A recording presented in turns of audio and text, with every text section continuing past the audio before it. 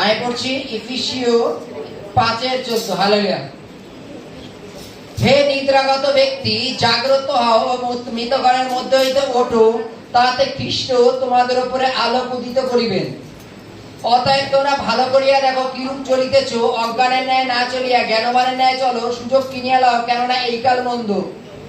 এই কারণ নির্বোধ হইও না, কিন্তু প্রভুর ইচ্ছা কি তা বোঝো। হালেলুয়া।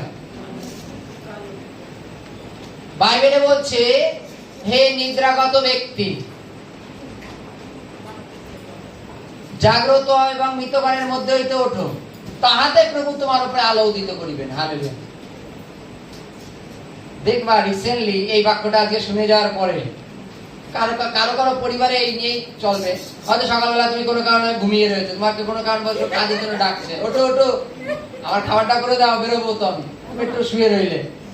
কালকে তো বাক্য শুনে আসলে নিদ্রাগত ব্যক্তি, এইবার তো ওঠো।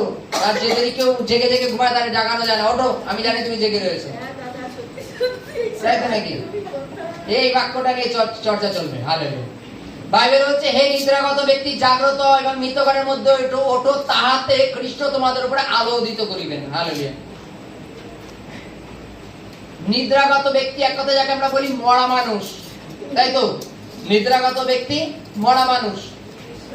এবং এই মরা মানুষ একজন অসাড় হয়ে থাকে, অসাড় হয়ে পড়ে থাকে, যার কোনো কাজ থাকে না, তাকে নিয়ে এক জায়গা থেকে আরেক জায়গায় রাখতে হয়। বলছে এইবার তুমি ওখান থেকে বেরিয়ে আসো, কেননা আমরা জগতে যেভাবে চলছিলাম আমাদের একবার নিয়ে এখান থেকে ওখানে রাখছে, একবার বলছে এটা নাও ওটা নাও, এটা পড়ো ওটা পড়ো, ওটা করো এ করো ও করো। আমাদের মরা মানুষের মতো রেখে দিয়েছিল, আমাদের যেখানে রাখছিল আমরা ঠিক সেভাবে থাকছিলাম। বাইবেল বলছে এবার তো ওঠো, এবার তো সচেতন হও, আর কত হবা, মানে আর কতদিন মুখ বুজে থাকবা, তাই তো নাকি? বাইবেল বলছে তাহলে খ্রিস্ট তোমাদের উপরে আলো উদিত করিবেন। এই অন্ধকার আর আলো এই দুটো ভাইরাস আর অ্যান্টিভাইরাসের সমান, বিপরীত বিপরীত মেরু। বাইবেলে বলছে যদি তুমি পরিবর্তন হও তাহলে ঈশ্বর তার জ্যোতি তোমার উপরে প্রকাশ করবেন। যদি আমরা পরিবর্তন না হই তাহলে ওই জ্যোতিটা এসে ফালতু। খানিকের আগে যেমন বলছেন না, শুকরের সামনে মুক্তি ছড়ানো উচিত না। সে যদি মৃতগণের মধ্যে থেকে না উঠতে চায় তাহলে সূর্যের আলো কি করে দেখবে? সে যদি অন্ধকার থেকে বেরিয়ে আসতেই না চায় তাহলে তার উপরে সূর্য কি করে প্রকাশ পাবে? বাইবেল বলছে অতএব নিজেরা ভেবে দেখো কি রূপ চলিতেছ। হালেলুয়া। কি রূপ চলিতেছ? এই কোন চলা বলছে? বলছে আমাদের আচার ব্যবহার কি রূপ। সোজা রাস্তায় তো আমরা সকলে হাঁটি, বাইবেল বলছে তোমরা নিজেরা ভেবে দেখো যে তোমরা কি রূপ চলিতেছ, আমাদের আচার ব্যবহার কি রূপ। আমরা প্রভুকে জানার পরেও কি এখনো ওই প্রভুর আছি, না জগৎ সংসারে রয়ে গেছি? আপনারা নিজেরা ভালো করে বিচার করে দেখো যে কিরূপ চলিতেছ। অজ্ঞানে না চলিয়া জ্ঞানবানের ন্যায় চলো। হালেলুয়া। অজ্ঞান অবোধ ওরা কিভাবে চলে, আর জ্ঞানবানেরা কিভাবে চলে? অজ্ঞানরা কিভাবে চলে আর জ্ঞানবানেরা কিভাবে চলে? রিসেন্টলি কয়েকদিন আগে আমাদের এখানে একটু চাওয়ের মোড়ে একটু অ্যাক্সিডেন্ট মতো হয়, এবং অ্যাক্সিডেন্ট হওয়ার জন্য কিছু পাড়া প্রতিবেশী এসে মানে সে পুলিশের উপরে হাত সাফাই করে খানিকটা, মানে অজ্ঞানের ন্যায় চললে যা হয়। এবং প্রথম তো খুব মানে সিরিয়াস যে দুজন ছিল তাকে আগে পুলিশে তুললো, তারপরে একদম ক্যামেরা দেখে দেখে যারা যারা ছিল সকলকে নোটিশ পাঠানো চালু। এবং কোন ক্রমে অ্যাক্সিডেন্টের জন্য মানে অনেকে আছে না যে সুযোগ কিনে এলো, এই যে বাইবেলে কেবল পড়লাম, তারা সুযোগ খোঁজে, চলো কবে সুযোগ পাবা তার গায়ে হাত দেবে, ওটা ব্যাপার। তারা তাদের মতো কাজ করেছিল, আর এখন পুলিশের মতো কাজ করছে।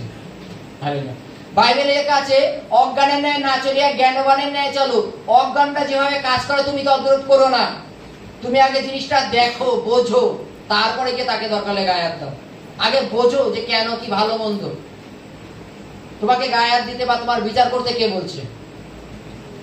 আমরা যত পারবো বোঝাবো, প্রত্যেককে পাপ থেকে ফিরিয়ে নিয়ে আসবো, তাই তো নাকি? বাইবেলে বলছে অজ্ঞানের ন্যায় না চলিয়া জ্ঞানবানের ন্যায় হও। হালেলুয়া। কেননা এই কাল মন্দ, সুযোগ কিনিয়া লও। হালেলুয়া। এই সময়টা, এই সমাজটা খুব খারাপ। কিন্তু এই খারাপ সমাজের থেকে ঈশ্বর আমাদের সুযোগটাকে বেছে নিতে বলেছে। আমাদের প্রত্যেকটা মধ্যে এই পাপের মধ্যে থেকে, পাপ থেকে বেরিয়ে আসার কথা বলছে। আমরা যেন পাপময় জগতে ডুবে না যাই। পাপময় জগৎ তোমাকে বারবার নরকের দিকে ঠেলে দেবে, বারবার পাপের পথে ঠেলে দেবে। কিন্তু আমরা যেন পাপের পথে ধাবিত না হই, আমরা যেন নরকের পশ্চাৎগামী না হই। আমরা এত সুসমাচার শুনছি, বিভিন্ন জায়গার প্রচার বিভিন্ন ভাবে আমরা শুনছি, বারবার প্রচারের মাধ্যমে আমাদের বলছে যে তোমরা মন পরিবর্তন করো, মন পরিবর্তন করো। আমরা কি এখনো নিদ্রাগত ব্যক্তি আছি? আমরা নিজেরা ভেবে দেখি তো যে আমরা এখনো অজ্ঞানের ন্যায় চলছি না বুদ্ধিমানের ন্যায় চলছি?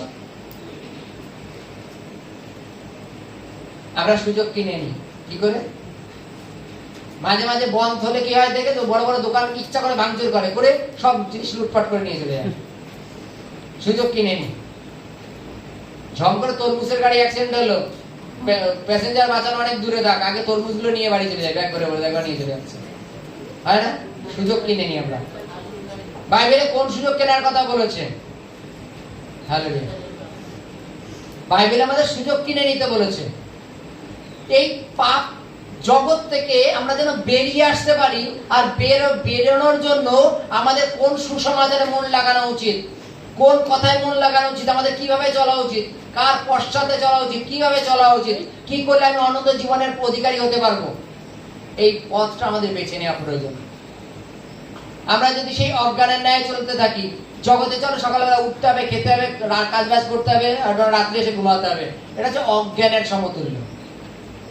কিছু এলআইসি, কিছু ব্যাংক ব্যালেন্স করে রাখলাম, চলো বুড়ো বয়সে খাবো, অথচ দেখা গেল কোনো একটা বয়সে এসে আমরা মারা গেলাম। হালেলুয়া। ওর জন্য বাইবেলে বলছে যে অজ্ঞানের ন্যায় না চলিয়া জ্ঞানবানের ন্যায় চলো। Hallelujah, hallelujah.